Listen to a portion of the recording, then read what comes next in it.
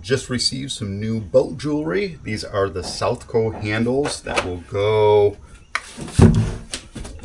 in our door edge to be able to finally shut this and get that process started. It does require a bit of surgery. I used this piece. This was an offcut from one of the window sections to kind of test it out to make sure that I was doing everything properly and aligning this the way it's supposed to be. Luckily, this is made of that honeycomb, so it's easy to decore that section. What it requires is cutting from the inside, or this, in this case, the outside, cutting an opening, decoring that area, then connecting it to the next section, which is decored for this part. And then on the back side of that is where the lock mechanism is. And then right here is where, let's call it where the striker is going to be, the part that actually goes in this area, recessed in that area, and this will attach against. Again, a bit of work here, but it all should lay out nicely.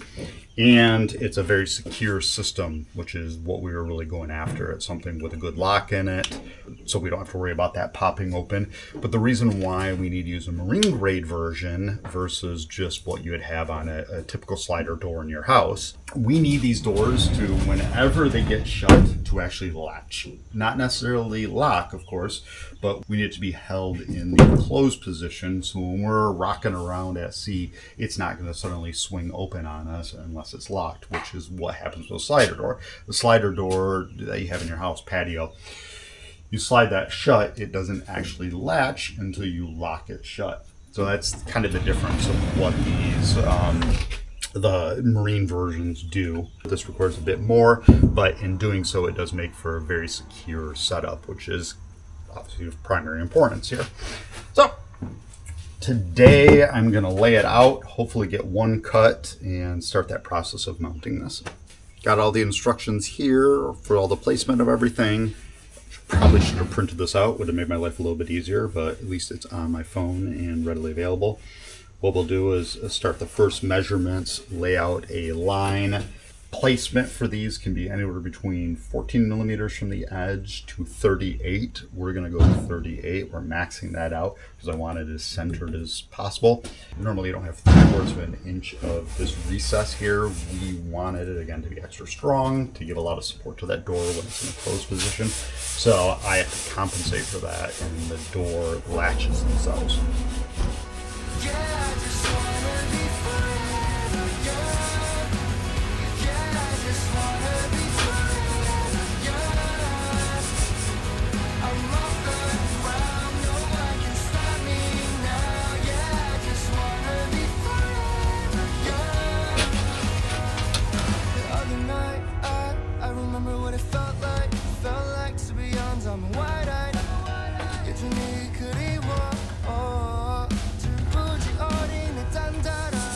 A normal door handle is about 36 inches up.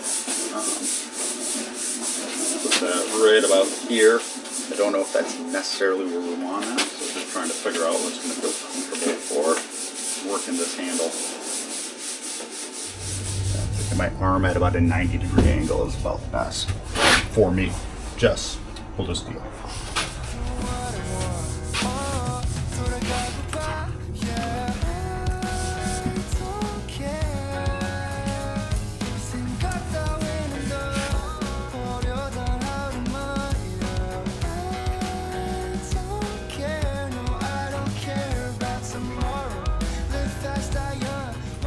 Now I've got this all set. I am now trying to get it lined up with the back.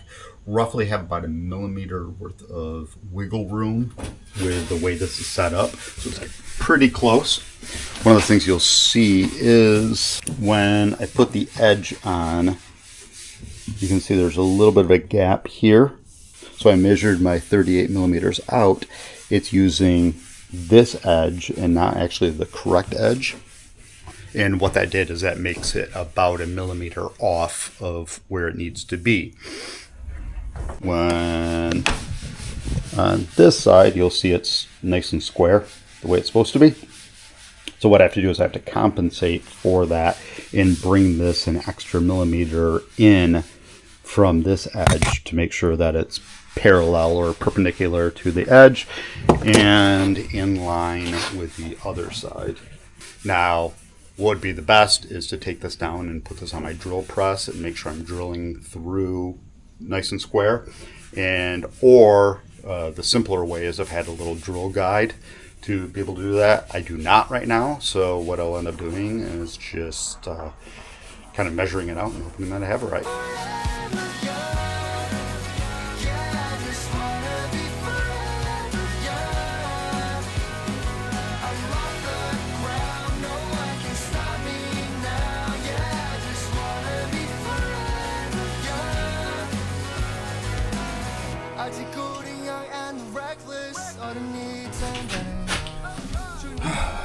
Double, triple, quadruple checked my numbers. Hopefully everything's in alignment because I am going to start drilling and cutting.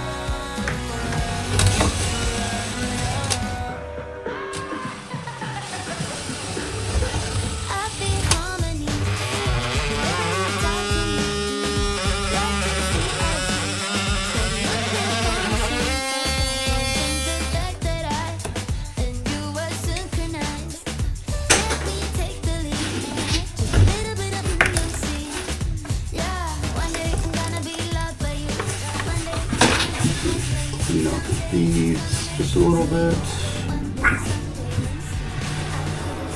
Should be good. Give this a shot.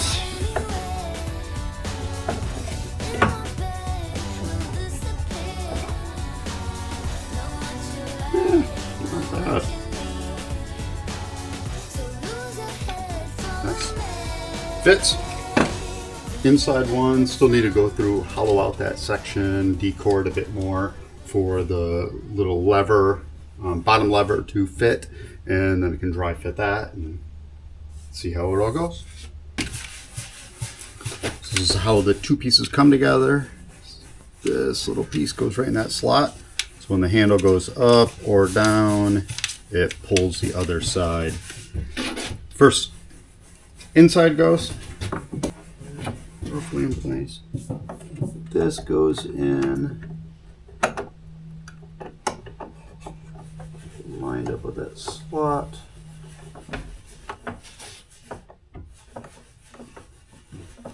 About it being actually screwed together, I'll show you how it looks. On the inside, we have the little lock here, and again, when you pull the handle down here, it also makes that go down. So what I need to do now is drill the hole through this side, and that's where the top screw goes to hold the outer panel in place. And I get screwed in through here, and then the lock mechanism, which I haven't drilled yet, goes on the other side. And then all of that translates into where the striker plate goes, and they call it a matchbox. That goes right into this face on this side, and the insert goes right over here. A few weeks ago, we had been working on our door frames that lead into each of our heads, moving ourselves towards getting the first coat of high build primer on. Only the insides of the frames have been coated, but even with that single layer, they were already blending into the bulkheads very well.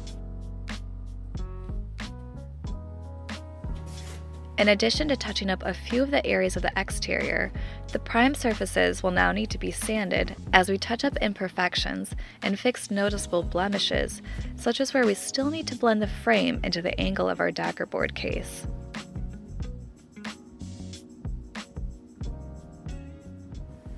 Outside portion of the door frames here, still nothing has really been done. But if we go to the inner portions that have been primed, the past afternoon I have spent sanding it down, and you can see all the green total fair that has gone back on it. Most of it is in corners, so where it meets the bulkhead here, we had a lot of gaps, especially up at the top corners there. That was a big issue, as well as kind of where these pieces connect. Oh, that's still tacky. Don't show my flaws. So just trying to fill those corners in. Same thing on the aft door. It didn't need quite as much, but yeah, mostly just kind of these inner corners. There was a low spot where those parts meet. So tomorrow we will get that sanded. See if we missed any low spots, some pinholes, but they should be ready for a second coat of primer, in the next day or two. And in other exciting news, I mean, not too exciting, but if you look under our boat right now, we've got a few more things sitting under here. Our tool chest, our washing machine, air compressors, and that is because we have officially been fully kicked out of the tent. And that is because, well, you may not be able to see too much from the front here, but the guys recovered it. Brand new shrink wrap around it. If you come around, so the doors, you can tell, yeah, those are still original, have a few holes, but going inside now, look at that pretty fully enclosed spaces, even down to the baseboards here. Our big tower that we used to lift the stern out of the back is gone. Completely different space. If you remember, I had Tucker show me around a few weeks ago when they were doing the baseboards around here. We went to the boat show last week, so we were gone Thursday, Friday, Saturday, Sunday, Monday. And I think when we were leaving on Wednesday, I didn't see the part, but they took off the old canvas, so it was just a bare structure of the frame. I wish I would have gotten a photo. And then we came back and it was beautifully covered. Matt and I have suggestions of why they waited until we were gone to do it. I like to say it's because our boat is right on the other side, and should anything happen to fall, they don't want us there witnessing it. And Matt says it's because they didn't want him nitpicking at everything they were doing as it was going on. But either way, it's completed now. It looks beautiful. And I think the new tenant, they have someone renting it, is coming in tomorrow. So I have to say goodbye to our first home here at the marina.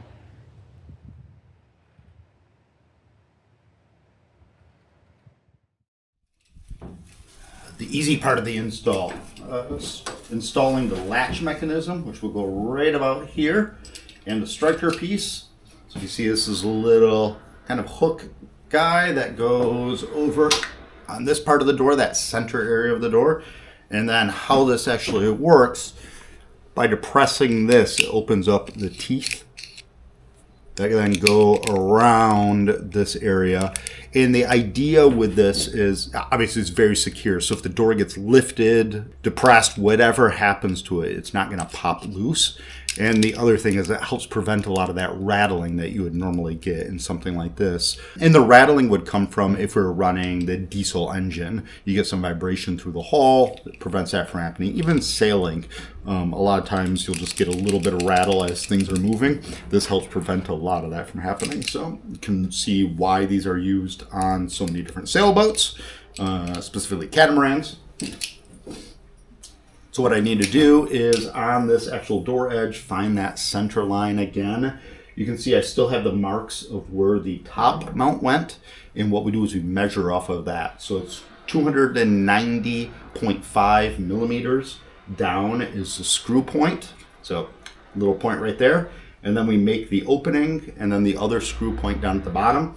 In both of those, once that's out of the way, whole thing will go right in there.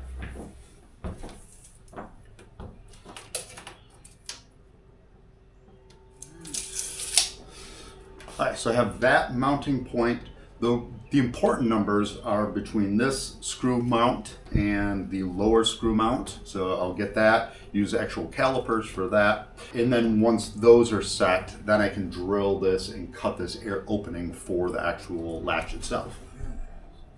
At this point, so from screw mount to screw mount, it is 56 millimeters. Got that set on our calipers. And if you guys remember when we were building this door, this is a little over 1/4 inch of unidirectional in here with some additional biaxial over the top of it. It's very, very strong structure, easy. I mean, it's going to be difficult to drill through, but it is a very good mounting surface, so I don't have to worry about that breaking loose or anything once I get these counters sunk in there. The hardest part of this install is going to be decoring this section. If you can see, I removed, might be a little bit dark, but I removed the honeycomb all along here. I got to clean up these edges. Got to clean up those edges a bit, but I also have to decore down there, and with no real good access to it, I'm just going to have to kind of get in there with a pick and pull that stuff out.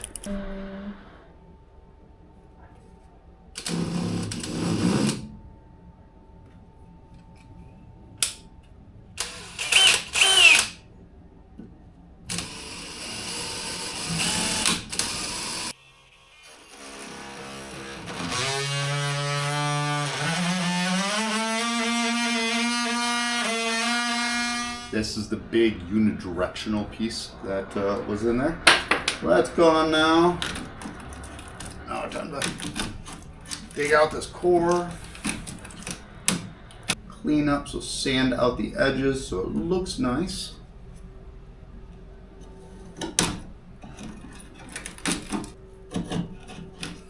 And then see if it actually fits.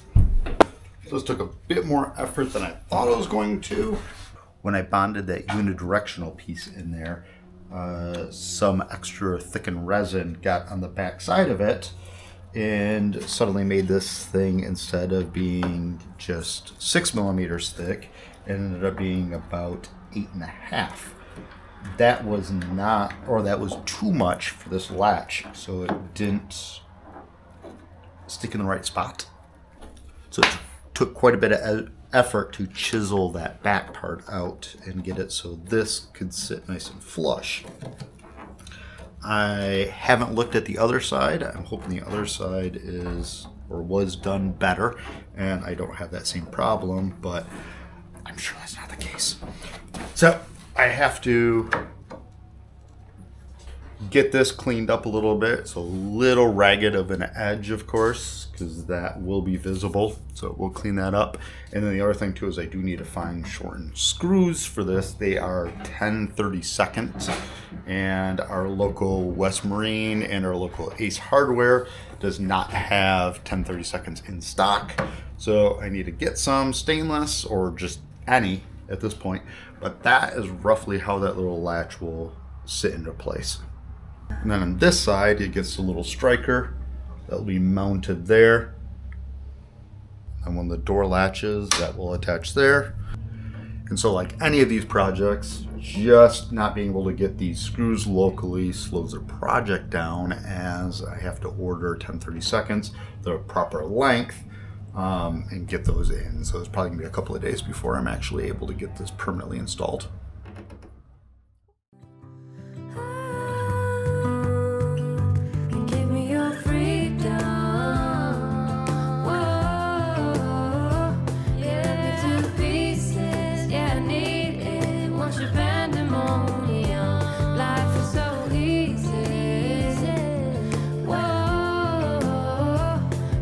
To pieces, yeah, I need it. Want your pandemonium.